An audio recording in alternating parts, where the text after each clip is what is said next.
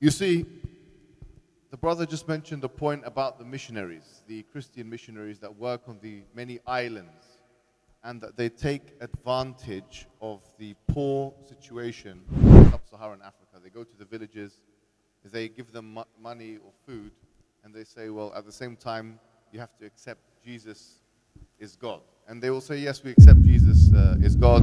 And liberalism is being spread through this medium. You can do whatever you want, so long as you do not harm anybody else.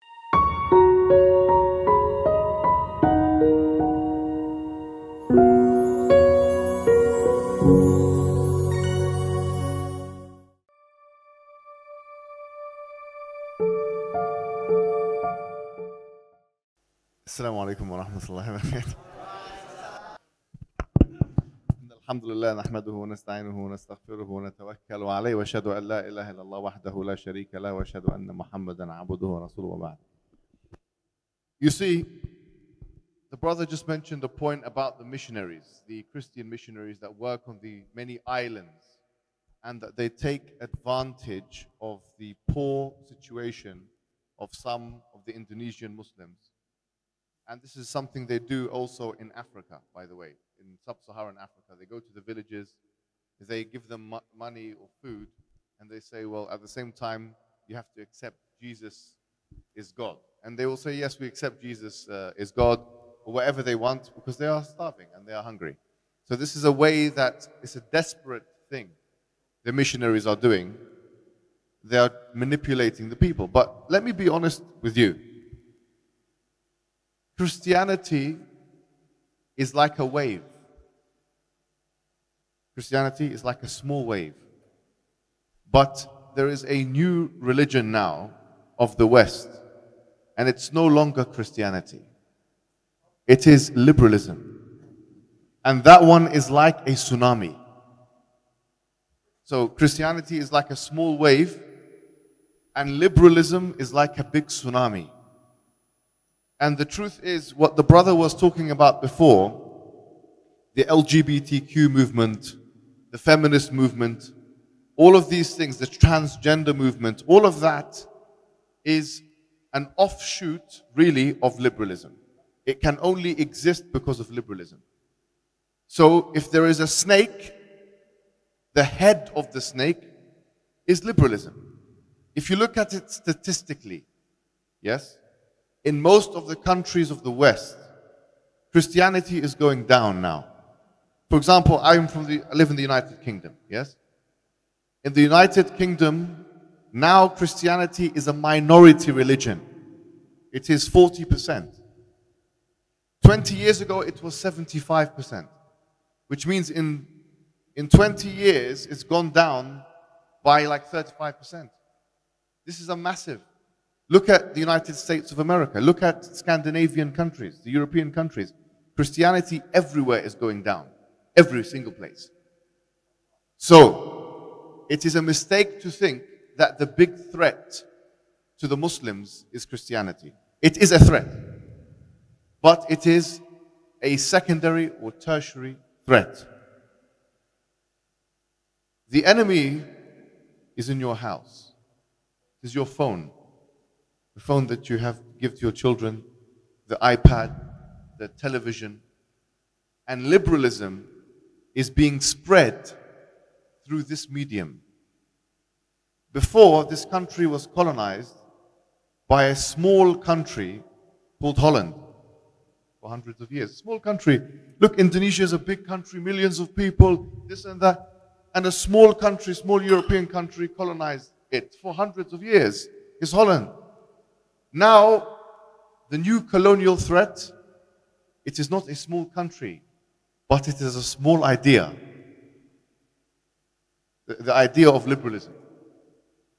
Before, the tactic used to be to convert people or to change people or to exploit people by putting men on the ground with guns.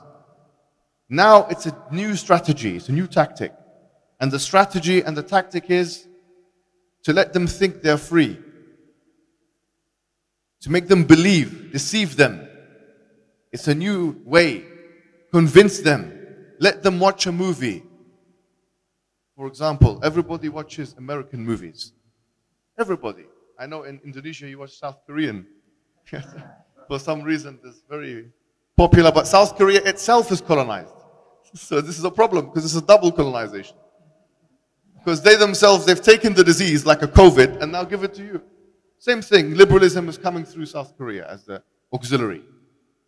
But the point is, what I'm saying to you is now you have to understand. Because before you solve a problem, you have to understand the problem. When someone is sick, they go to the doctor, and before the doctor gives them tablets, prescribe something for them, they have to diagnose them first. So what I'm saying to you is the correct diagnostic is that people are not convinced with Islam, some people, especially the younger generation, as much as they are convinced with Western ideas. They are being converted to liberalism. And it's coming unconsciously. So the question is, if this is what's happening, and it's likely to happen more and more in Indonesia, and it's likely to spread worse, especially when you have, like the brother mentioned, in Thailand. I just come from Thailand. Everywhere there was the pride flag. This is Thailand. I mean, it's a country actually that's never been colonized. It's never been colonized, Thailand. It's never been colonized by anybody. But they're colonizing themselves. They're doing it to themselves. I was just there in Bangkok and some bad things were happening. In fact, I saw a European guy there. And I videoed this, by the way, just in case you think. I did. And there was some women, I don't know what their work is. I don't want to guess. But he was swearing at them and shouting at them and stuff. I said, what are you doing? Because he's coming and he thinks he owns Thailand now. He's the master. And they're all his slaves, you see. That's what he thinks. And then I videoed it. I'll put it on YouTube, you can see. I said to him, what are you doing? And then he was very shocked. I said to him, don't do this. Don't come with your European arrogance to a country like this. Now, we need to be careful because the same thing is going to happen to us in Indonesia. So, what is liberalism? This is the first question. Liberalism is an ideology. Okay. It's an idea. It's an idea that was constructed by the white man. The white man, he made it. Okay, in England and in America and in France. I know this sounds simple, but this is what happened. The white man, he made this idea. It's called liberalism. It started maybe 16th century, 17th century this time. Yes? And the idea is divided into three. There's a political idea, there is an economic idea, and there's a social idea. The one that we care about the most is the social one. The political one and the economic one, we can just put that to the side for now. How would you summarize then this idea? The idea is you can do whatever you want. This is the idea of liberalism. If you want to summarize it, this is the idea that they are trying to spread. You can do whatever you want so long as you do not harm anybody else. This is liberalism. This is the new religion. One time I took my children to a European country and they said, what is the religion of these people? I said, the religion of these people is liberalism. I didn't say Christianity or atheism because they follow this idea. That's why they will tell you LGBT is okay. We have to understand them. Because we can just say, okay, well, it's abomination, and this is against the Quran, it's against this, against that. They don't believe in the Quran. These people, they don't believe in Quran and Hadith and Sunnah. They don't even believe in the Bible. You have to understand their madhab. Everybody has madhab. They have madhab. And they have usul as well of the madhab. And their usul of the madhab is this idea. You can do whatever you want so long as you don't harm anybody else. Where did this idea come from? This idea came from, number one, something called hedonistic principle. I'll tell you what this means. The Quran states, أَفَرَأَيْتَ مَنِ اتَّخَذَ إِلَهَهُ هَوَاهُ. Have you seen the one who takes his desires, his own whims and desires, his shahwa. Yeah, you say this as well? Shahwa. He takes his shahwa as God. Yani he worships his own shahwa, his own desires. The Quran says it. Have you seen this one? Liberalism, it says you can do whatever you want. Your shahwa is your God. This is what it says. You see this?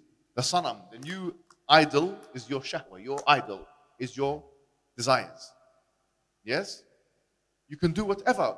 You can enjoy, you can, sorry to say, have intercourses, you can eat whatever you want, you can drink, you can sniff. No problem.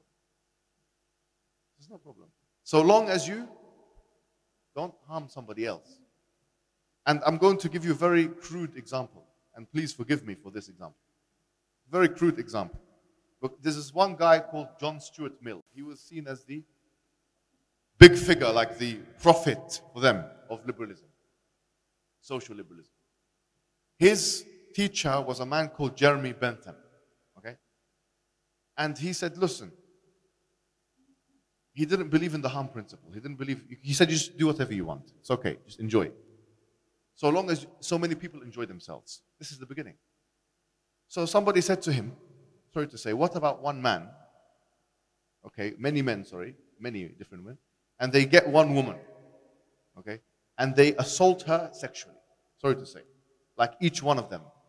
She's one woman going through pain, but there's many men going through pleasures. So surely it should be, is allowed. But Jeremy Bentham said, yeah, it should be allowed. In my madhab, Jeremy Bentham said, this is allowed, jaiz, mubah. This is halal. No. J.S. Mill said, no, this is problem. He said, you can enjoy yourself, no problem. So long as you don't what? Harm somebody else. You can do whatever you like. Let your desires go free, but just don't harm somebody else. This is the madhab now. And this madhab is called the harm principle, is the madhab of the gharb, of the West. This is the one. So when the homosexual come, he will say, listen, what's the problem? I and this man here, for example, we are in relationship, we love each other, we do everything. We're not harming anyone else. You see the argument here. It's not, we would say astaghfirullah because we're Muslim. Yes, we say this is haram, you know. أَلَيْسَ مِنْكُمْ رَجُلًا رَشِيدٌ. Like in the Quran says this. But they don't believe in Quran. Their madhab is built on different usul. So the question is, how do we break this idea?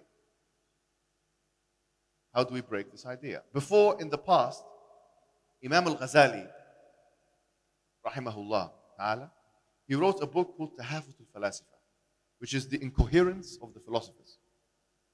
And what he did is he responded in an intellectual way to the ideas of Ibn Sina, of Avicenna. Some of the ideas, Qidam al-Alam, etc., etc. And he broke the argument down.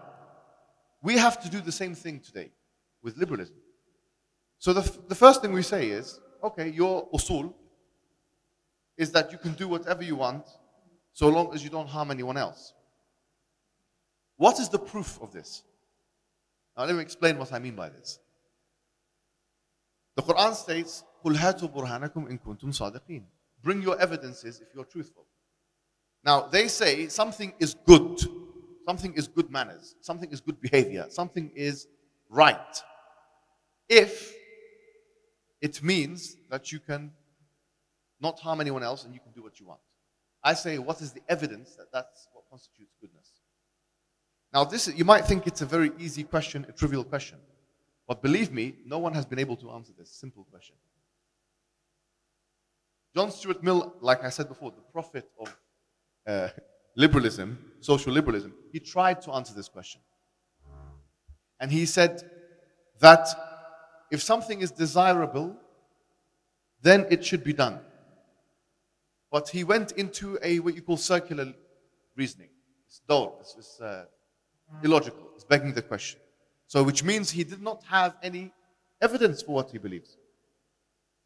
As I said before, the Westerner, he is telling you what to believe, but he's not giving you any evidence for this belief.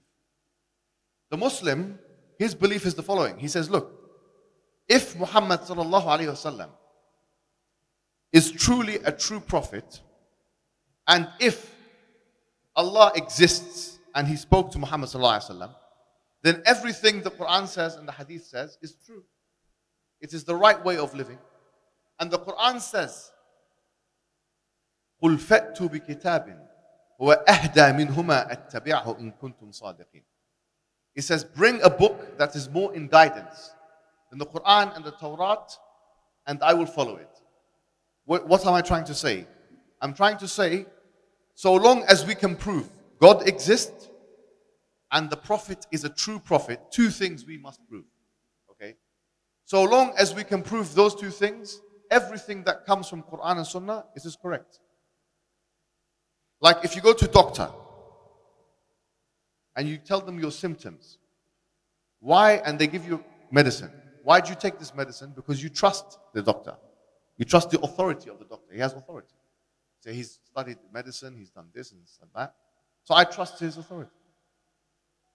Likewise, if you trust the authority of the Quran and the Hadith, then you will follow everything inside of it. So our job is to show why the Quran and Hadith are truly from God. We have evidences for that, by the way, and maybe I will mention a few. But the point I'm making is, at least we try and answer the question of evidence. The liberal, the white man, the colonizer, the Westerner, he has no evidence for his beliefs. And he will admit it. He will say, I don't really have any evidence to show you why the harm principle, which is you can do whatever you like, so long as you don't harm anybody else. I don't have any evidence as to why this is true. I'll give you another thing, because these two ideologies are mixed, and you have to be careful with this, especially the sisters and the brothers as well, which is second wave feminism. And you will say, there's no problem. Someone will say, what is the problem of being Muslim and feminist at the same time? They say, there's no problem. I say, there's no problem in believing in women's rights and being a Muslim at the same time. That's what we believe. We believe in women's rights and we're Muslim. There's no problem. We believe women's rights are given by Allah, actually. But feminism doesn't just talk about women's rights. Feminism says that men and women must be equal in every regard. In every regard. I was reading a small book called The Feminist Manifesto. And Ngozi, the one who wrote this book, she said, everything must be the same. Everything except for breastfeeding. Why? Because the man doesn't have any breast, yani. Obviously, the transgender will say, this is a problem. We believe we have breast. And this. Anyway, this is a different story. But, no, because now they're taking tablets and they have operations and this and that and all this kind of things. But the point is, if you say everything should be the same, the question is, what's the evidence for that? Yani, we as Muslims believe men and women are equal in terms of spirituality. It's true. Like, for example, Allah subhanahu wa ta'ala says, that whoever does good, من ذكر أو أنثى وهو مؤمن فأولئك يدخلون الجنة يرزقون فيها بغير حساب. That the ones who, if a man or woman does good, these are the ones who are good, that will go to heaven and so on. Okay, we believe in this kind of equality, but we don't believe everything should be the same. There are some things man should do, some roles, and some things a woman should do. The feminist will say no. Why should the man marry 4 women, for example? Why? And the woman, she can only marry 1 man. This is unfair. This is what the feminists say. Okay. For example, they'll say inheritance. You might have heard these questions before. Why is the inheritance difference in the Quran? There's the men. Why? Why, for example, you read Surah Nisa, there's many differences about men and women. You've heard these ayahs before. All the men, they know it. They use it against their wives all the time. It's true. I've mentioned this ayah. I know this ayah more than Fatiha itself, because I keep mentioning. But I'm saying, someone will say, okay, what's the problem? Why? You must understand that the question that you are asking itself needs to be questioned. You have to question the question. Why are you asking this question? Because you think, because of the feminist movement, because of the white woman in the 1960s who were burning the bra in America, in Berkeley University or California. What's that got to do with Indonesian people and Indonesian culture and tradition?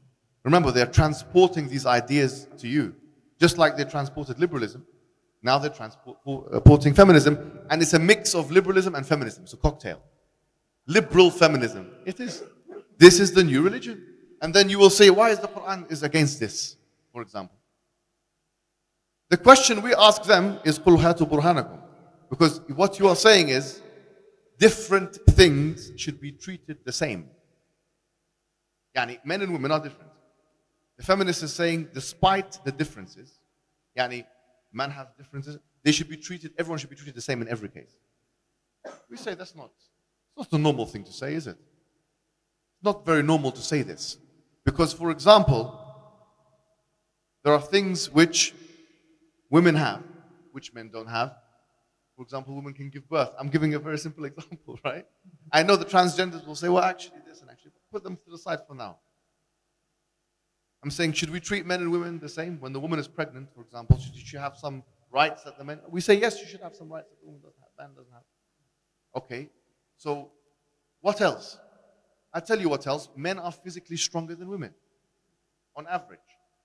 Now, I say on average because nowadays, you know, some people take tablets and injections and all this. You can get a woman that's as strong as a horse. It's true.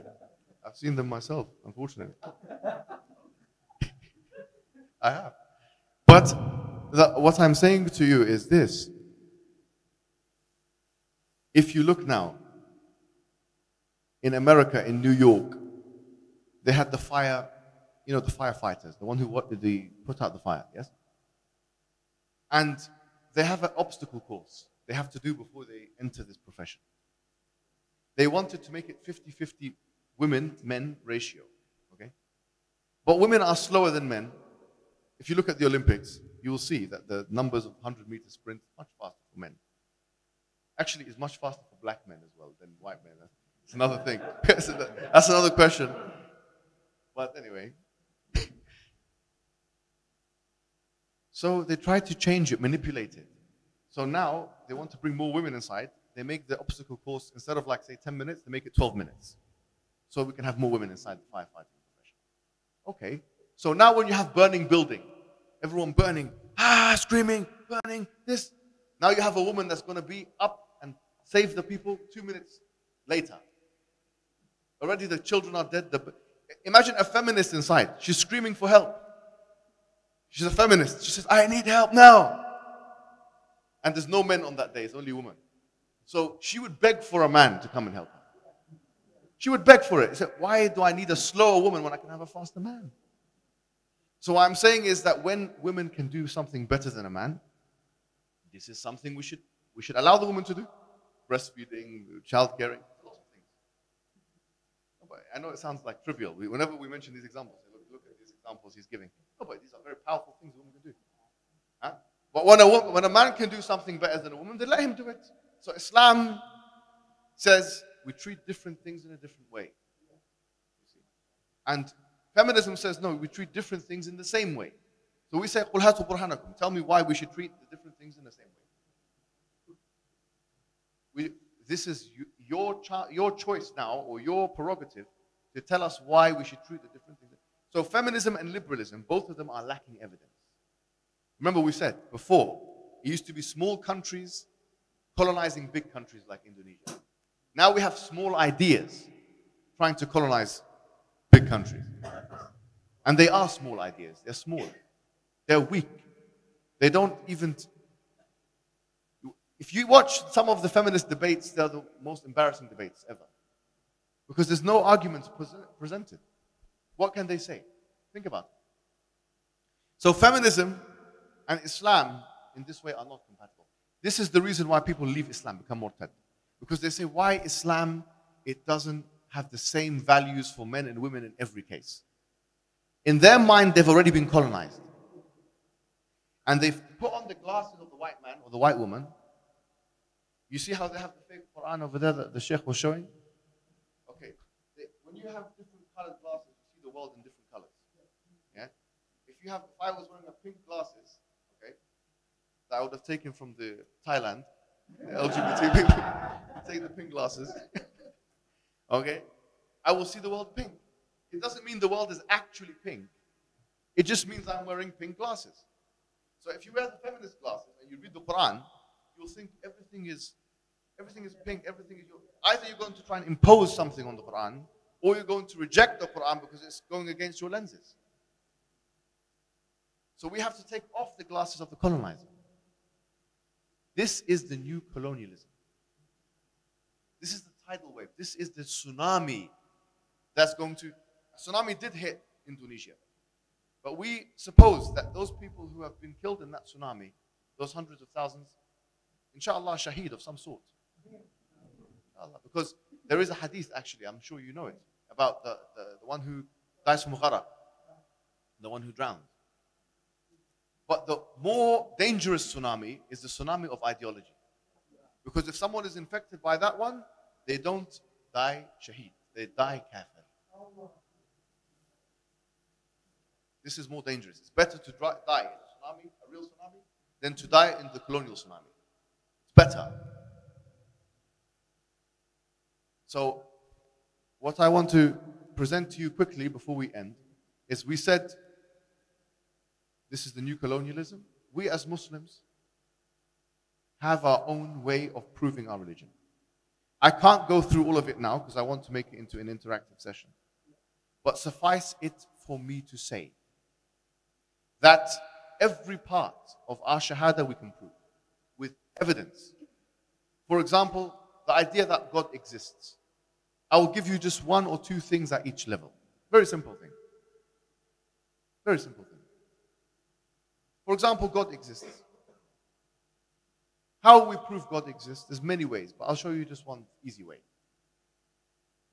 One easy way is, what do we know? We know we exist. We know there is existence. Okay, there is existence. We exist. No problem. What else do we know? We know there's a universe. Okay, there's a universe, yes. What else do we know? We know the universe is complicated. There's two explanations. Either this came from knowledge or it came from no knowledge. And if I saw a watch on the floor, and this is very famous, it's called the watchmaker argument. Yeah? If you saw a watch on the floor in one of the rainforests here in Indonesia, you could either assume that the watch made itself, maybe the particles and there's something happened, all came together, or someone manufactured it. But what is more complicated, the universe or the watch? The universe is infinitely more complicated than the watch. So the question is, do you ascribe knowledge to the universe or not? We say yes. Okay, so what does this knowledge want from us? Either he created us for a reason or no reason. If there's no reason, I don't understand why everything is put in its place perfectly in the universe, but the human being is not have a purpose. Doesn't make sense. So if we have a purpose, then what is the purpose? The purpose is to submit to the higher force, just like everything else is submitting to the higher force. It's Islam. Tawan al karha. So the first thing I said to prove God's existence is simply to mention the universe and say, does this come from knowledge or no knowledge? This uniformity, this complexity of the universe. Okay, what about the Prophet Muhammad ﷺ being the true prophet? This, you say two things, simple thing. Number one, we say the Quran is the only book in the world with no contradictions inside of it. The first page of the Bible has contradiction. You open the Bible, Genesis, the first page. Yani, if you just look at the first page, it's got contradictions inside. You say, what's going on? For example, it's mentioned in the first day, God created the night and the day. Yes? But on the fourth day, God created the luminaries, the sun. But how can you have night and day without the sun? In the third day, God created the plants and the vegetation. This is in the Bible. But how can you have plants and vegetation without the sun? Because you needed it for photosynthesis. And then if you look at Genesis chapter 2, verse 5, it says, no plants have sprung up yet. But I thought it said there was already plants. So there's plants or no plants? This is contradictions. In the first page of the Bible. So when you start to examine other scriptures, you start to realize they're filled with contradictions. The Quran is the only one with no contradiction. And you can see, I've I've gone into great detail about how you can prove that Prophet Muhammad SAW is a true prophet. I've got something on my website, mohammedhijab.com, of 10 proofs of why Islam is true. I won't go into it now because it will be too long. But the point is, at least there's an attempt to prove. The liberal and the feminist are not even attempting to prove that we are attempting to prove. We are showing why we are on the haqq. And with that, I will open it up, inshallah, for questions and answers. Masya Allah, Masya Allah. Ada satu hal yang saya tangkap. That's one point that I really give thanks to Allah. Ya, jadi kita kayak dibikin seperti fokus kepada satu masalah ini, pemurtadan. Padahal ada yang bermain di tempat lain ini, liberalisasi ini masuk. Dan bahkan ada orang-orang liberalisme, feminisme dan sebagai hal-hal lain itu yang it's okay as long as you are not harm other person. Itu ternyata yang masuk dan sebetulnya terjadi nih, kita hadapi Kodondi dan semuanya. Bung Handi dorang di saudara kita muslimin wal muslimah yang ada di YouTube, yang ada di TikTok dan ada yang di apologet. Itu menghadapi itu, ternyata mereka masuk, mereka pakai topeng itu misionari. Jadi kita fokus ke kekristenannya. Kita banyak lolos, saudara kita, keluarga kita murtad karena mereka melihat yang tadi Brother Hijab bilang. They see and they read the Quran with using the glasses of feminism, and then this is not good for women. Jadi rupanya yang berbahaya itu. Jadi Brother Hijab, thank you very much indeed for your kindness to come and share one very some kind like core for me. That kita nggak dealing with Christianity dan pemurtadan rupanya ini.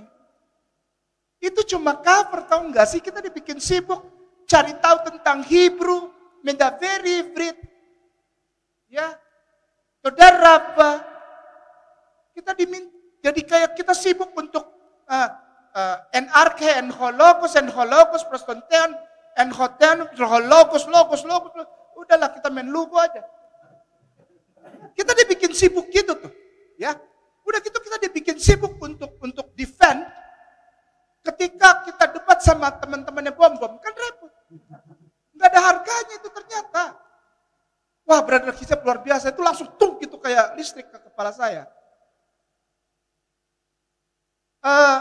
Ikhwanul muslimin, akhi wal ukhti rahimakumullah. Luar biasa ya Allah kasih sesuatu tuh melalui pertemuan ini. Jangan simpan untuk sendiri, sebarkan apa yang tadi Brother Hijab sampaikan. Share banyak-banyak, kenapa? Kita sedang tidak berhadapan dengan pemurtadan misionari karesteng itu, karejong. Ternyata dia ada yang masuk lewat situ, tapi ternyata liberalisasi dan feminisme itu tsunami dibandingkan para YouTuber dan TikToker karesteng itu cuma small wave. Bangun. Ini dalam. Ini kalau ini jangan-jangan anak Cilengsi juga nih. Dalam jauh, jadi beyond ini. Brother ini kasih pemahaman yang beyond gitu. Bukan cuma sekedar pemurtadan missionary system. Lalu Christianity system they work in Indonesia in Car Free Day. Wah, itu cemen kata dia. Diketawain ternyata saya. Masya Allah, wa subhanallah. Ternyata saya nggak ada apa-apanya. Ini beyond, jauh ke depan. Ibaratnya udah kalau kita naik motor, itu dia udah naik angkot Cilengsi, sudah nyampe di belokan Pasar Rebo. Masya Allah, jauh dia. Iya, di Tambun. Bangun ya, jangan mau disibukkan tentang itu. Karena sudah pasti jika Anda berdialog dan berdebat dengan Kristen, apalagi misionari kardus itu, Anda pasti menang. Kenapa? Karena kita muslimin, walaupun baru, tapi bisa giving in a proof, giving solid evidence. Tadi yang Brother Hijab bilang, Islam always give proof and solid evidence. But if they make their statement, there be no proof. They cannot show it. Gitu. Itu soal gampang. Kita dengerin Brother Lim dari Malaysia. Silakan.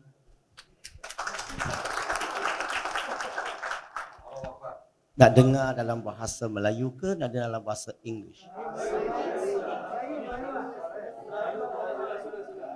Bismillahirrahmanirrahim. Assalamualaikum warahmatullahi wabarakatuh. Yang dihormati pengerusi majlis, Ustaz Khainama. Okay.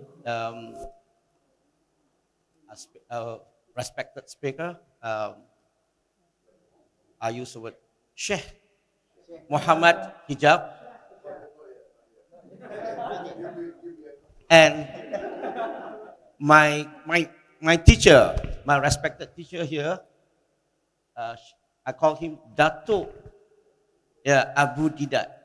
Dato' is a title given by Malaysians ruler, and of course my respected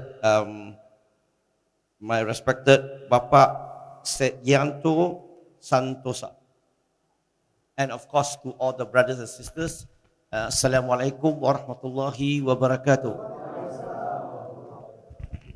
Dia tak bagi tajuk.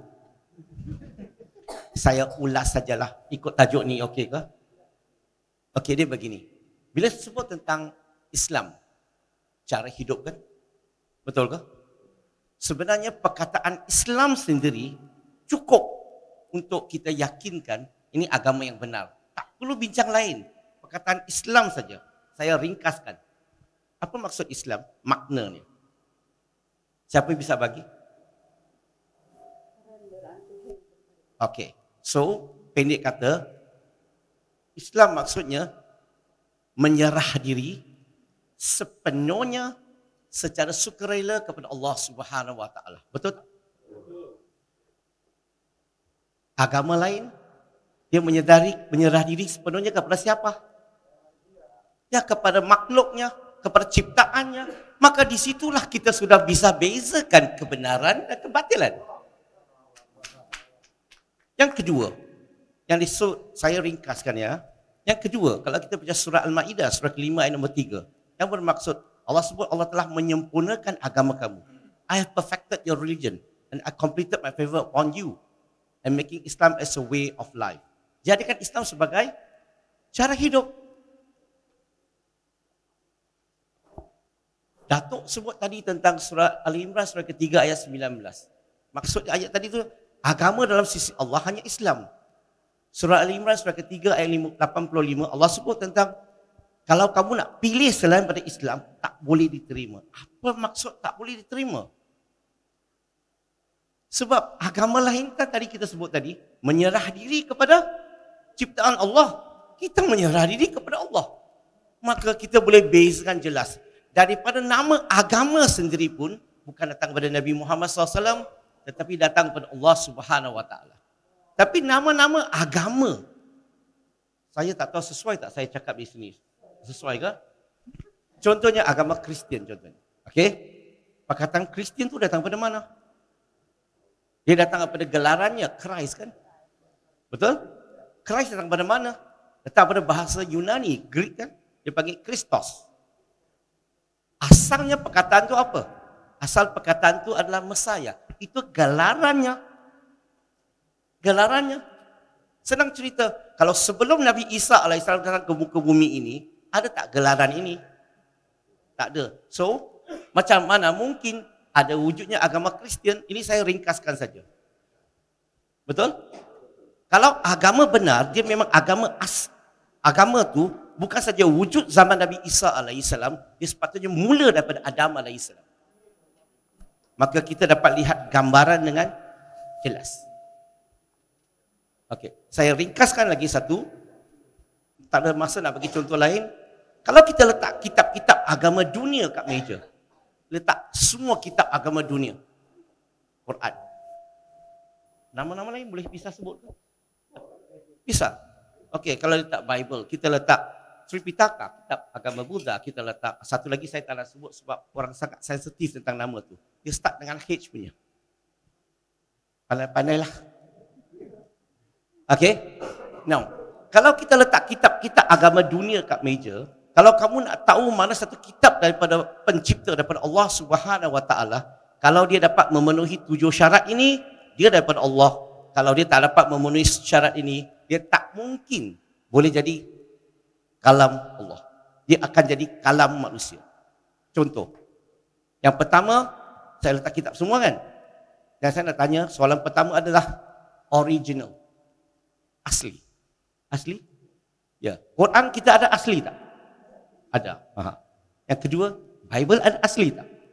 Asli maksudnya, the Old Testament dalam bahasa Ancient Hebrew, Ancient Aramaic, yang asli tu, yang diturunkan tu. Dia tak wujud lah. Ya. So, kalau kitab tak wujud, maka kita pangkallah kita ada wujud kan. Yang kedua-dua tadi itu pun sama jugalah. Dia tak ada asli. Yang kedua, bahasa kitab suci itu, bahasa asli itu, kitab asli itu, bahasa itu hidup ke dah mati? Bahasa Quran hidup tak? Orang cakap tak? Tulis tak? Baca tak? Belajar tak? Hafal tak? Hidup. Bahasa kitab-kitab agama lain selain pada sahabat saya, Ustaz Kainamah, dia tahu bahasa Hebrew, dia tahu bahasa Aramaik semua tu. Tapi tak ramai orang tahu. Betul ke? Maka bahasa tu bukan mati, dalam perjalanan nak mati. Kita agama lain pun sama. Kenapa saya kata bahasa tu penting? Kalau saya tiba-tiba terjumpa kitab asli, saya serah kepada mereka. Berapa ramai orang bisa faham? Berapa ramai orang bisa tafsirkan kitab itu? Maka kalau bahasa asli pun dah datang dalam perjalanan nak mati ataupun sudah mati, maka kitab itu tak mungkin daripada pencipta. Yang ketiga, kitab asli itu mesti dikarang di depan pengasas agama itu. Al-Quran dikarang tak? Dihafal tak zaman Nabi Muhammad SAW? Ya. Okey. Yang Bible, Jesus Christ ada tak suruh mana-mana satu anak murid tulis? Pasalnya. Betul ke? Maka dia tidak ditulis. Lagipun mereka tak ada sanad, tak ada matan. Macam mana kita nak pastikan keaslian kitab itu? Yang satu lagi, kitab agama Buddha. Tahu tak bila dia dikarang? Dia dikarang 500 tahun selepas Siddhartha Gautama Buddha telah meninggal dunia. 500 tahun. Kamu bisa tahu tak? 500 tahun atuk-atuk moyang kamu, apa dia cakap? Satu lagi saya tak boleh sebut sebab orang sana terlalu sensitif. Yang keempat, ajaran tu dia mesti relevan. Relevan. Bukan saja sesuai zaman pengasas, sesuai zaman ini sampai hari kiamat. Dia ada tak? Kitab tu relevan tak? Saya boleh bagi contoh tetapi sekali lagi dia agak sensitif. So saya tak bagilah contoh ini sebab ya, kalau secara tertutup tanpa rakaman, tanpa live bisa cakap. Yang kelima, muamalat. Tahu tak? Kitab diturunkan, dia sepatutnya bagi panduan, bimbingan kehidupan manusia. Betul? Dalam Islam, Al-Quran ajar tak kita tentang isu muamalat? Ajar kita. Islam ajar kita menyeluruh. Daripada kita pergi masuk ke WC, baru belajar. WC, Islam ajar kita basuh, bersihkan sebelum kita keluar. Dulu saya sebelum Islam, tak ada basuh. Pakai kertas. Tapi Islam walaupun perkara ini nampak kecil, tentang hygiene, Islam ajar kita tentang kebersihan. Pergi ke rumah orang, Islam ajar kita bukan masuk terus, bagi salam. 3 kali salam, tak jawab, kita pulang. Tak boleh bagi contoh banyak. Maksudnya, dari sudut isu muamalat dalam agama Islam, Islam ajar kita daripada kecil sampai ke besar. Dan yang paling penting, nombor 6, tentang akidah. Islam satu-satunya agama yang mengajar manusia untuk mengenali pencipta. Padahal agama lain hanya ajak mereka untuk menyembah Tuhan. yang mereka recommend. Tetapi mereka tidak ajar ilmu untuk kenal Tuhan. Mereka tidak ajar. Tadi kita punya Syekh sebut tadi, kebanyakan mereka kata, sembah Tuhan ataupun janji saya tak bunuh orang, janji saya buat baik. Dalam agama Islam, baik tak cukup.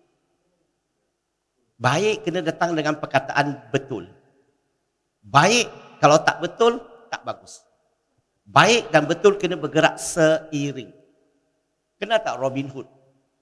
Negara dia punya. Dia bagus ke tak bagus? Baik ke tak baik? Baik. Dia suka bantu orang susah. Tapi dia betul ke tak betul? Sebab dia curi wang orang kaya, dia beri kepada orang miskin. Baik tapi tak betul. So kalau orang kata baik saja cukup, no. Dalam agama Islam, baik tak cukup. Sebab itulah Islam ajar manusia, pertama bukan sembah Tuhan dulu. Kenal Tuhan dulu. Kamu bisa bezakan dulu siapa pencipta, siapa ciptaan. Siapa Tuhan, siapa bukan Tuhan dengan jelas. Saya tak ada masa nak bagi contoh. Saya tahu masa terlalu singkat. Last satu. Al-Quran satu-satunya kitab agama yang penganutnya menghafal keseluruhannya. Kenapa saya kata ini penting? Bayangkan ya, kalau kita hapuskan semua kitab agama dunia. Semua kitab. Hard copy, soft copy, copy O. Kalau kita hapuskan semua, apa akan berlaku? Agama-agama selain pada Islam, orang putih kata game over. Mereka tak bisa tulis balik lagi. Kita ambil satu map dunia, ambil batu, kita baling saja. Sampai negara mana, ambil satu hafiz ini. Baling saja. Satu hafiz bawa sini, dan mereka bisa tulis keseluruhan Quran. Dalam 2 hari, keseluruhan Quran wujud balik. Dan itu bezanya Islam, the path of life.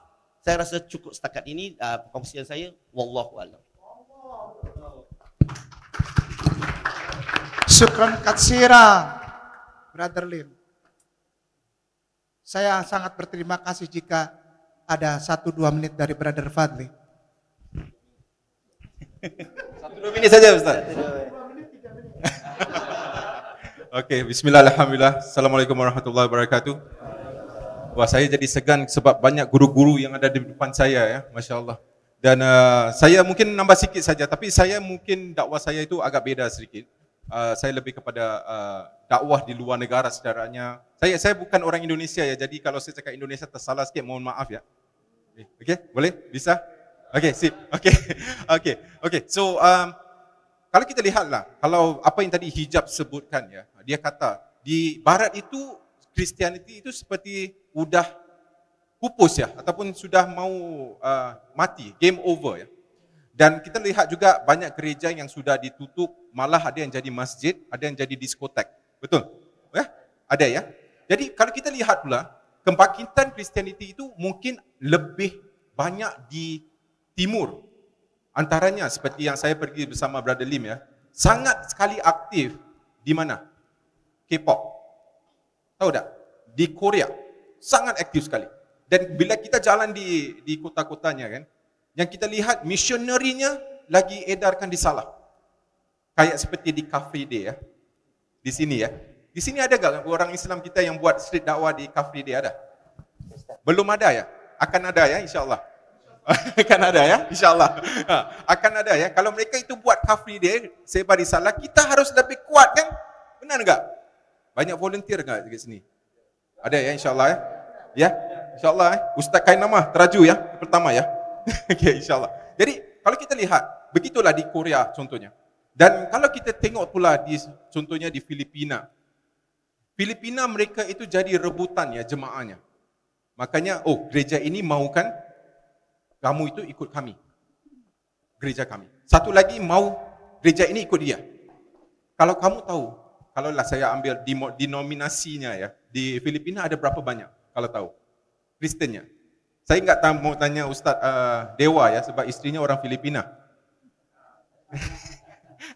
Tapi dan saya juga tak mau tanya siapa itu yang seorang lagi orang Filipina Ori ya. Ori ya. Okey. Tapi dia Singaporean kan? Ori ya. Citizen Singapore Tetap Filipino juga ya. Okey, okey, sip. Mereka itu mempunyai anak apa? Anak tanur ya. Maksudnya? Tanung. Tagalog. Okey. Jadi kalau kita lihat di Filipina itu ada lebih berapa banyak? Ada berapa banyak denominasinya? Lebih dari 2000. 2000 ya. Jadi kalau kamu seorang yang beragama itu ya, kamu agak-agak mau pilih yang mana? Ya? Mau pilih yang mana? Kita sendiri dalam Islam ada berapa? Satu saja kan? Tapi kita ada 4 mazhab. Ya? Sudah aman sudah. Tetapi kalau kamu ada 2000 gimana? Memilih itu. Jadi itu salah satu benda ya. Dan kalau kita lihatlah macam liberalism ni, saya percaya apa yang Hijab sebutkan tadi, mungkin saya tambahkan sedikit, itu sudah mula masuk ke Asia Tenggara. Bukan hanya di Indonesia, malah di Malaysia, Singapura dan lain-lain banyak tempat sekali yang dia mula masuk melalui kita punya HP. Ya? Punya HP kita. Jadi kalau daripada HP itu kita bisa lihat gimana orang-orang yang di luar itu, oh cara hidup mereka itu sangat free. Freedom, semua mau freedom, betul tak? Semuanya bisa. Dia mau ada ikatan, enggak mau ada syariah yang mengungkung mereka itu. Jadi saya percaya bahawa apa yang disebutkan oleh guru-guru kita ini insya-Allah menjadi satu benteng ya untuk kita lindungi kita dan juga keluarga kita, generasi kita daripada ancaman daripada luar insya-Allah. Itu saja dari saya. Terima kasih. Jazakumullah khairan. Barakallahu fikum. Wa iyyakum jazaa, syukran katsiran Syekh Didat, Syekh Hijab, Syekh Brother Lim, Syekh Fadli. Kalau saya soalnya Bu Syekh. Silahkan sampaikan sesuatu, pertanyaan atau apa, terutama kepada Brother Hijab dan Brother Lim dan Brother Fadli. Silahkan. Sebelumnya izin, before this, we have one question actually that already come to us. Let me read this for Brother Hijab actually.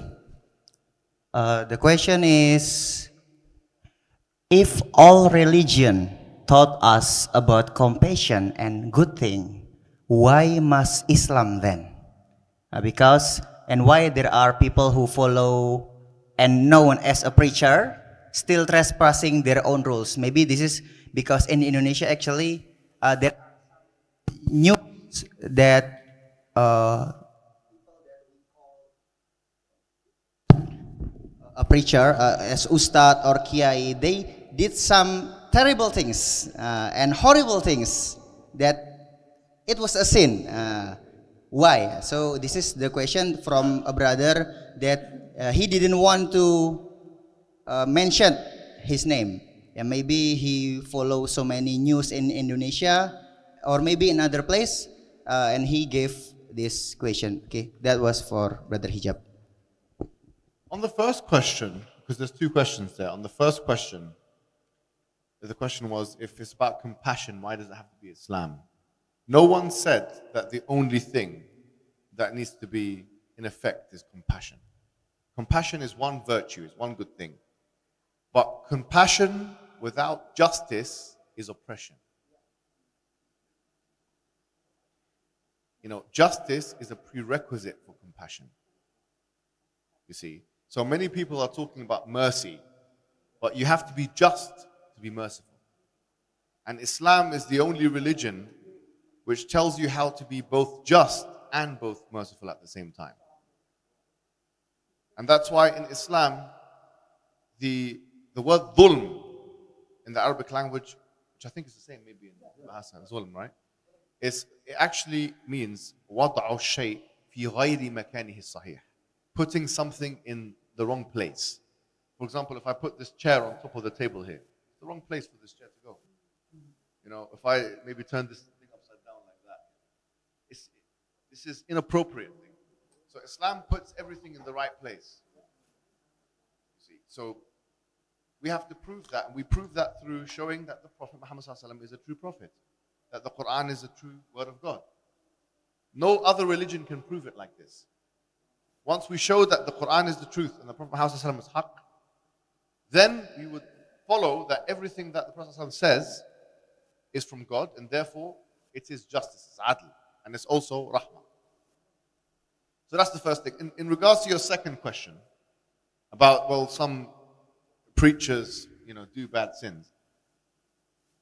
If you really think about it, everybody does sins, because the Prophet Muhammad said, كل بني آدم خطاء وخير الخطائين التوابون.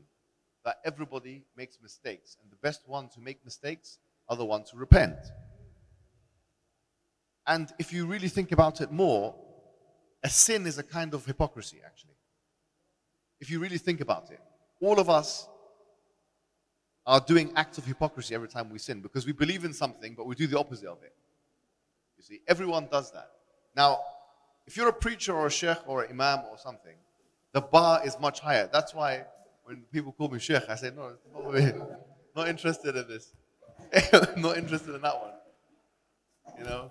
Because the moment you give that label to yourself, okay, now you are held at a higher standard in front of the public.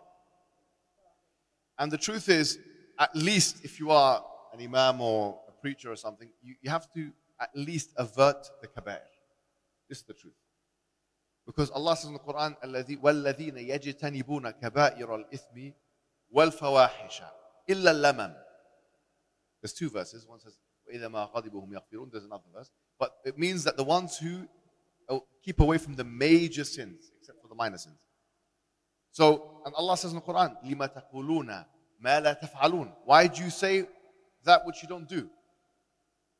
كَبُرَ مَقَةً عِنْدَ اللَّهِ أَن تَقُولُوا مَا لَا تَفْعَلُونَ. It's a very big thing to say something and then do the opposite of it. So it is true that for the preacher and stuff, you have a higher bar. Which is why we have to be careful who we call a sheikh, who we call alim, and who we call these things. Because if we call, like I'm 32 years old, I know I look much older. If we call 32-year-olds like me or sheikh, next time I have a fight in the street, someone punch, something happen, someone from the LGBT come and I get into altercation, I say something, a Zionist comes, and then I don't know what happened. I cannot guarantee anything. What I'm saying is then, look what Islam is all about, the violence and this and that.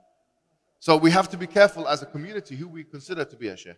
Because if it's someone in the 50s and 60s, someone more mature, 40s, 50s, 60s, something like this, we can respect it, but be careful not to call the young ones like that. And one more thing about Ibn Mas'ud. He's a companion of the Prophet. He said this, he said that, مَنْ كَانَ مُسْتَنًّا فَلْيَسْتَنِّ بِمَنْ قَدْ مَاتْ فَإِنَّ الْحَيِّ لَا يُؤْثَرَ عَلَيْهِ الْفِتْنَةِ. If you want to depend on somebody, depend on the ones who died. Because the living one, the fitna is not guaranteed from him. Even the sheikh and the alim, that person can do something. So do not connect your faith with personalities. Connect your faith with ideas.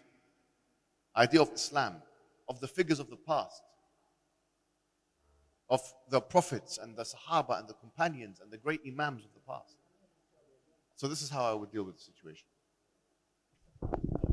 Thank you. And may the person who asked this get the right answer. Get hidayah. Amin ya rabbal alamin. And can I get a help? Assalamualaikum warahmatullahi wabarakatuh. Waalaikumsalam warahmatullahi wabarakatuh. I'm L from API, Apologetics Islam Indonesia. We are focusing our dakwah in social media. Jibril, yeah. Yeah. So we're focusing our da'wah in social media right now. And then for the last 6 to 8 months, we're basically reverting back to Islam about average 20 a week Indonesians. Alhamdulillah for that. And yeah, so we are fighting the missionaries and Christian apologetics every day, daily. And we have a limit on how they, because 25-40% of them are blasphemers. They just like to attack without actually answering our questions about their religions and their belief. So they just like to attack. They just like to blaspheme about our Rasulullah sallallahu alaihi wasallam and everything. So, do you have any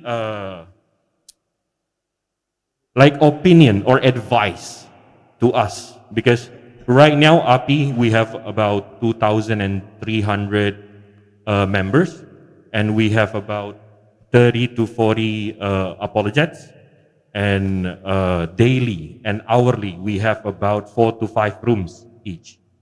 So, yeah, do you have any opinions or advice to face somebody who just like to blaspheme our religion and our prophet? You know, that's all. First of all, very good work and congratulations on your major successes as a da'iyah. Well done to you. You're doing great work. I want to say a few things. I mean, the question that was asked before about the declining numbers of Muslims in Indonesia, I'm sure the brother, I didn't understand fully what he was saying, but he was showing evidence to the contrary, I think, yes. But here's the thing, is with statistics, we've got to be very careful, okay? Because let's say in Europe, for example, in Europe, they have obligatory census, which means you have to, by law, fill in these forms every 10 years. In the UK, I think in Australia, it's illegal. You get fined or something like that if you don't do it. In places like Indonesia, it's not as strict. So you get people in islands who we don't know exactly who's filling out these forms, if all of them are even capable of filling them out, you know, and so on and so forth. That's the first thing. The second thing is you get phony conversions. And this is something you must understand. I've seen this in sub-Saharan Africa.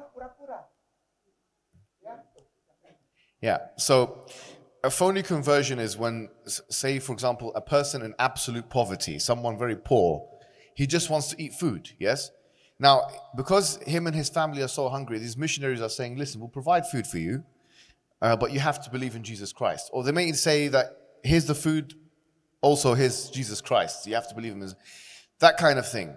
It's very unethical, to be honest. This is not true conversion. Because that person, even in Sharia law, could be ma'zur shar'an. It could be that person is excused. Maybe he's a true Muslim, yes, but he's pretending to be Christian just so he can eat food, you know? And this is even in the ayah that, you know, he's mukrah. He's someone who's forced, in a way is forced. وَقَلْبُهُ مُطْمَئِنٌ بِالْإِيمَانِ. It could be. So there's lots of variables here. That's number one. Number two, according to Pew Research, and this is the gold standard statistical, organization in the world, by the end of the century, Muslims will be number one in the world. In fact, 1 of every 3 human beings in the world will be Muslim. And that's not the statistics from the Indonesian government or from Muslim people. This is from disbelievers. They're saying this. They say by the end of the century, 1 of every 3 people in the Dunia will be Muslim. Okay, which includes Indonesia, includes all the areas, Malaysia, and this place, and that place, and the other. Number 3, so how do we deal with the situation? I think there's 2 approaches here, and we have to be careful. The first approach is humanitarian aid. Now, you might think this is counterintuitive. In a place like Indonesia, where there's a disparity between rich people and poor people, the very poor people, they have to be cared for because they are vulnerable. They are vulnerable both physically, but also emotionally and spiritually. So if we put them to a certain level, okay, which is why sadaqah is important. Yes, if we put them to a certain level where they have certain monies and provisions, they are less likely for someone to come and manipulate them, missionary or otherwise. So if you put them in a certain, they can eat food and this and that, they will not change their ways as easily. And this is what happens in sub-Saharan Africa. It's the same dynamic. So if they are using food and humanitarian aid to manipulate people in islands, in the one of, I don't know how many islands there are in this country, but so many islands, poor people that just want to, then we have to fight back by also giving these people food, by also helping them with sadaqah, consistent and continuous sadaqah, because that will then protect them from the missionaries. Food protects people from kufr. This is, you might not think this, but food. I mean, don't forget, even at the time of the Prophet Muhammad ﷺ, as part of the zakat, there is a category of people called al-mu'allafati qulubuhum. They're not Muslim, but you give them part of zakat to bring them to Islam. So imagine if giving non-Muslims part of your zakat, in the Quran is mentioned, is part of Islam, is part of bringing people into Islam, then imagine those who are already Muslim and who are not being cared for by the community and by the 200 million, more than 200 million Indonesians. So we have to take care of the people. You know, لا تجعل الشيطان عونا لأخيك. This is a hadith of the Prophet. Don't let the shaitan basically be a friend for your brother, be a helper for your brother. So this is number one. Number two is, you asked, what do we do with these blasphemers and these kind of missionaries that are acting like this? Let me tell you something. The one who asks the questions sets the narrative. Okay? So if this is a tactic, it's a technique. They'll come to you, the Christian missionary, and start, why did your prophet marry this? Why did you do this? 4, 9 wives, this, that. Explain this, explain this. If you explain, you lose. Wallahi, there is sometimes a place for explaining, but that is only for the sincere. You explain to the sincere, and you question the insincere. I had a recent debate with a man called Piers Morgan. I don't know if you saw it. I don't know if you watched it. Yes? So, yeah, he asked me this, did you condemn this, you condemn that? So I answered some of his questions, but then I started asking him questions. And he was a bit shocked, he didn't know, because he doesn't expect to be questioned. It's when the interrogated becomes the interrogator becomes the interrogated all of a sudden. If you sense someone, this is a principle, qaida. Not Al-Qaeda, that's something else. It's in case someone thinks they're coming in and there's a government building or whatever. No, this is a principle. This is something. If someone is sincere and asking you questions, it's your duty to explain. You tell them, why did your prophet say, I just want to know, I'm an early Muslim, but I just want to know this, that. Why 4 wives, whatever, no problem. Yes, I tell you. This is the hikmah and the wisdom, and no problem. No, but why did your prophet? Wait, you're asking me a question. Who made you the judge? This is my question. I didn't make you a judge over me. You're not fit to be my judge. Let me ask you, why do you believe in 3 gods? You talk about, a Prophet Muhammad, 9-year-old, this and that. What about Rebecca? How old was she? I think she was 2 or 3, wasn't she? Tell me about that. Why was Jacob marrying a 3-year-old in your Bible? Tell me about more of that. Very interesting question. The one who sets the questions is in charge. So, answering questions is only for the sincere. If the person's insincere, then you can answer the question only as a counter-attack strategy. Answer part of the question and jump on him. Straight away. So you say, look, this is a very interesting question, blah, blah, blah. There's a few, blah, blah. The question is to you this. You ask him questions, so you're not answering my question. This is what you do. You start, ask, because once again, they're insincere. And by him asking you questions, he's in charge of you. But I tried this approach with my wife and it didn't work. Sometimes it's different contexts, Different context, different this and that. Sometimes it works, sometimes it doesn't work. But in the context of marriage, it doesn't. Don't try this at home. Don't try this. But for example, let me give you an example, right? In the West, I'll give you one example. Women wear hijab, Muslim women wear hijab, right? If a white man came to the Muslim woman and said, why are you wearing hijab? I pretty much agree, I believe that she will say, listen, most Muslim women, they'll say, we believe in this and we believe. She will answer the question. If a Muslim man like me, giant man, beard, this and that, and I see 2 lesbian women, sorry to say, lesbian gay, sorry to say, yeah. I see them, like in Thailand, pride, this, everything. And I come and I say, excuse me, just stop for a second. I just want to ask you a question. Why are you gay? Why are you holding her hand? No. No. Why are you gay? I just want to know. What possessed you? Now, I don't think she'll say, listen, my belief is you can do whatever you want so long as you don't harm any. She's not going to say that to me. You know what she's going to say? So she's going to say F off. But she's going to say the whole word. The F word. Get out of here. You disgusting man. Get out of here. Why? Because the idea is you don't even have a right to question me. This is what the European has made himself now. Untouchable. Don't even question me, mate. Let me tell you something. If you go to a white man in Britain who's drinking and he's out of his mind, he's vomiting on the floor, because that's what they do on the Friday night. Just to let you know the culture of Britain, yes? How beautiful cultures in Indonesia, all this and that. In Britain, what they do on a Friday night, yeah? They go and they drink. They drink alcohol and then they vomit all over the place and they do haram. If I went to one of these and I said, what are you doing, my friend? What the hell are you doing? He's going to say, get out of here, mate. He said, that's what he's going to say to me. Because he thinks he's untouchable. Because why? Because he's part of the West. And he thinks West is best. Don't talk to me about my morals. But we, the Muslims, we don't have the same izzah as these people anymore.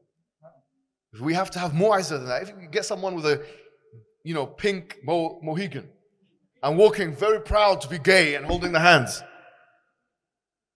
And then, the Muslim is very, yeah, but this and that is docile and placid, weak. I was scared, Why? We must, listen, there's arguments and there's attitudes. Yeah? You can make all the arguments in the world, but if your attitude is a weak attitude, a slumping attitude, a prey attitude, in the wild, you have predators like a lion, like a cheetah, like a leopard, and you also have prey like a rabbit. You can decide to be like the lion, or you can decide to be like the rabbit. So with these people, it's all about attitude. Who are you to question me? This is how it is. But if they're sincere, remember we said the principle is, if they're sincere, we explain. If they're insincere, we question. Thank you. Jadi ketika ada yang mendebat engkau, lalu bertanya, dan itu dilakukan secara sincere, secara tulus, bertanya tentang Islam, jawab dengan baik. Beri keterangan sebaik mungkin. Kalau kita masih kurang, datang ke Syekh, datang ke ustadz-ustadz kita lah, siapa? Tanya tentang Islam. Kalau kita tidak punya itu, jangan jawab sembarangan. Nanti takut salah. Ya, kita arahkan ke ustadz atau ustazah. Tapi kalau ketemu yang dibilang sama Jibril barusan, nih nonton itunya. Nonton YouTube-nya dia nih. Saya baru tahu ini orangnya kayak begini. Karena selama ini saya dengar suaranya saja. Dia ini Jibril ini, kalau dia jawab orang Kristen itu pakai data itu bungkam semua. Karena saya aja yang, ya wallahi, Allahu Akbar. Oke, satu question last. Saya mau bilang dulu, saya bukan promo. API itu Apollo Jet Indonesia. Itu Zuma dan kawan-kawan Rifa yang barusan datang, sekarang sudah naik pesawat lagi. Dia pulang ke Sumatera Barat sana. Ada Bung Handi, ada Jibril, ada Kores, ada Nandar, ada siapa? Ardiansyah, ada Pak Desugi, ya ngumpul. Lalu ada Kodondi. Sebetulnya kalau untuk tanya jawab begitu habis diinjak-injak. Apalagi Kodondi itu ngomong pelan ya. Si Kodondi tuh petin ya, mumpung gak ada orangnya. Kodondi tuh kalau ngomong tuh ya kalau debat walaupun offline, dia ngomong pelan tapi nyelekit loh di hati orang Kristen. Sakit. Iya beneran. Iya beneran. Kodondi tuh gitu orangnya kalau debat. Ngomongnya pelan, lembut. Iya yang kami hormati tapi nyelekit. Sakit hati. Ujung-ujungnya dia bilang, maaf Pak Pendeta ayat itu nggak ada. Sakit hati nggak? Udah capek-capek ngomong panjang. Nggak ada ayat itu. Ini aslinya. Nggak ada. Loh si Kang Erik udah ngikutin dia. Kang Erik aja yang ngikutin dia puyeng. Nah di belakang. Nah. Jadi ada begitu banyak YouTuber dan TikToker sekarang. Silahkan nanti ngobrol atau mau foto atau mau tanya-tanya mumpung mereka dari sini. Karena tidak lagi di media sosial. One last question. Silakan. Sebelum, waduh kita bingung nih yang mana nih putusan ini Ustaz. Ini nanti langsung aja tanya. Oke. Miss, ini Ustazah Desi. Ustazah, min fadlik. Bismillahirrahmanirrahim. Assalamualaikum warahmatullahi wabarakatuh, brother. I'm from Muslim Peace, dakwah for non-Muslim, Mualaf, and new Muslim. I saw a lot of your YouTube debating with all the ism and agnostic, atheists. For Indonesian young generation, they're actually not, what do you call it, murtad, yeah. They're still maybe respect their parents' religion, Islam, but this ism is very stick to their mind. So if all of us like stubborn liberalism mindset, what would you like to debate or to say 1-2 statement for them? Because it's quite very difficult to break their mindset.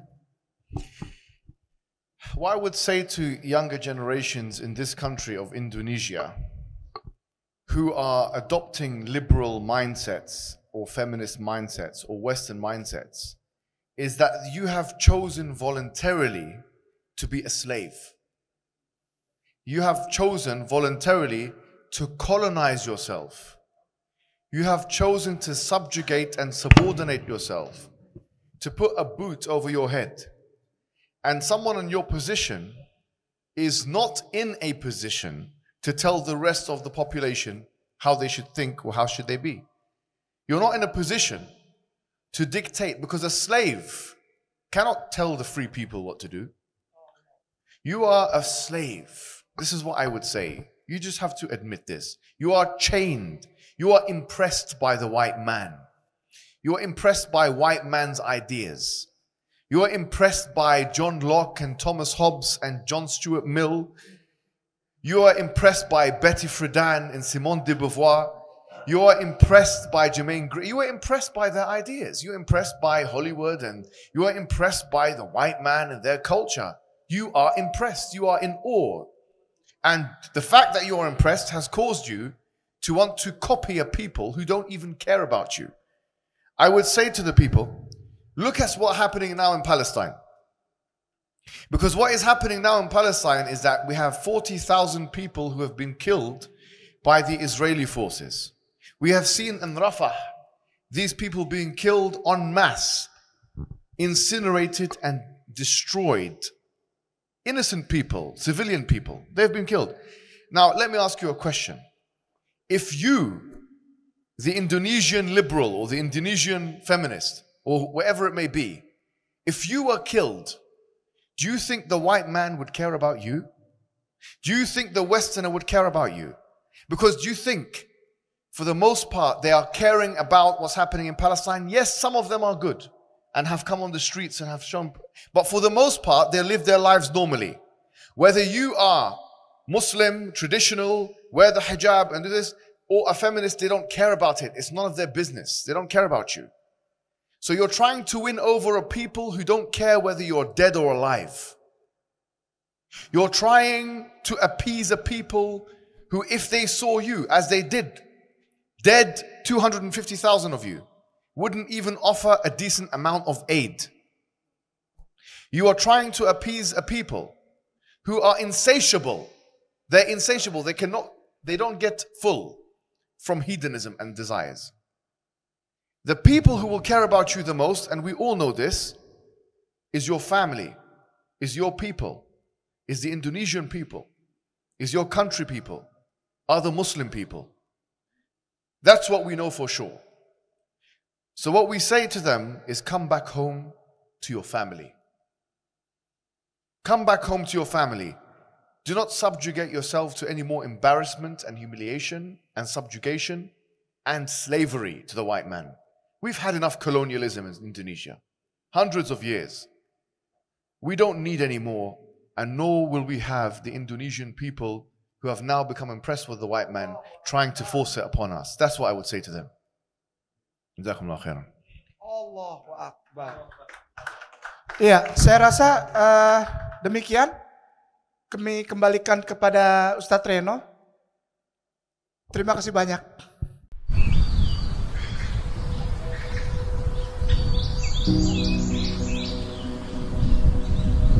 Di Telawit Kampung Pesantren ini terletak di Kecamatan Kendahe, kurang lebih dari pusat kota Tahuna 30 menit, di sebelah utara kota Tahuna.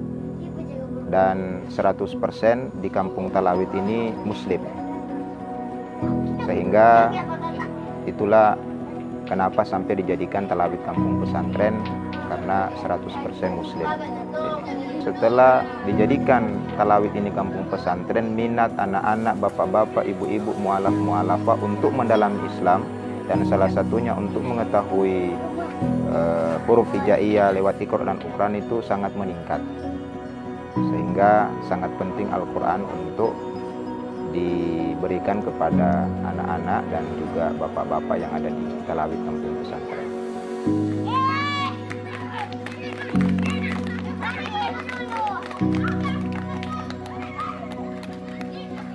1 bulan sudah ada 5 yang robek. Karena memang anak-anak. Jadi entah karena semangatnya atau semangat bermainnya. Jadi memang butuh dibantu Iqra dan juga Al-Quran karena dengan alasan tadi.